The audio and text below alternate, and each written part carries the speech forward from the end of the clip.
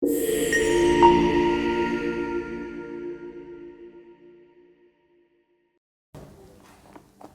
volgende beginsel oor gebed vind ons in Markus 11 daarvan in vers 20.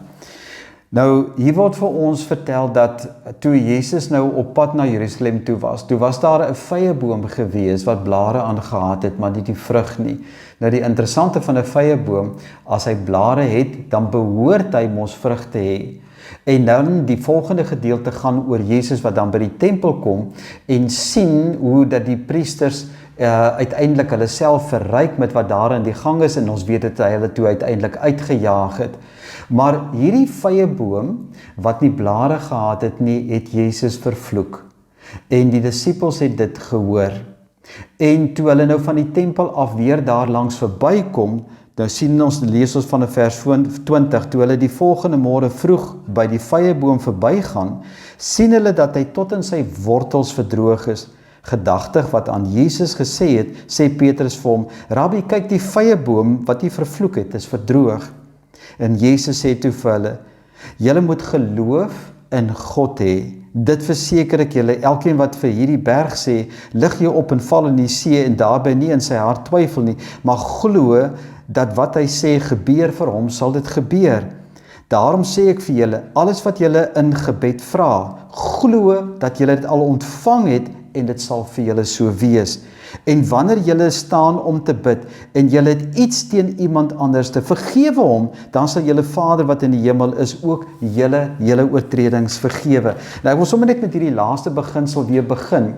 Weereens aan die einde, net nadat Jesus hierdie waarde van gebed vir hulle verduidelik het, sê hy net vir hulle, onthou net dat as julle ook in opregtheid bid, dit wat julle van God vra, moet ook waar wees van julle eie lewe. As julle vergifnis vra, moet julle ander mense vergewe. Nou sê hy dan met ander woorde vir hulle sê, gebed gaan oor geloof wat jy in God het. Gebed gaan nie oor die geloof wat ons in onsself het nie. Geloof is om God te vertrou, om te doen wat nodig is en wat die beste is. Om in God te glo wat berge kan versit of in die see kan werp as dit sy wil sou wees.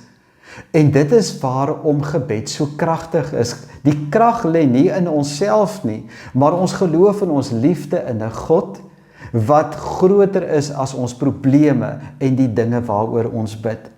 Nou in hierdie spesifieke konteks, ook as 'n mens nou dink waaroor dit gaan, dan gaan dit hier oor dit wat God verheerlik. Die hele gedeelte, ook van die tempelreiniging, het te doen daarmee dat Israel wat veronderstel was om die vrug te dra van hulle liefde en hulle verhouding met God, het op die ou einde geëindig by net blare, 'n uiterlike vertoon wat so vals was, so vals dat dit uiteindelik korrupsie was, wat in die tempel gepleeg is.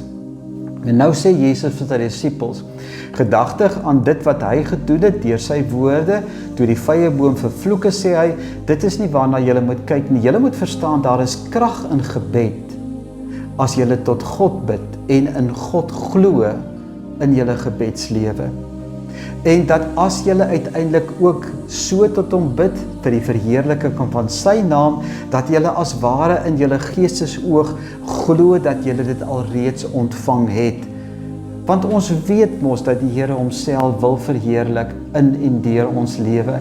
En daarom alles wat ek bid tot die eer en verheerliking van sy naam, alles wat ek bid tot die koms van sy koninkryk, alles wat ek bid in terme van die wil van die geskied van sy wil in ons lewe, al daai dinge, sê Jesus, sal die Vader verhoor.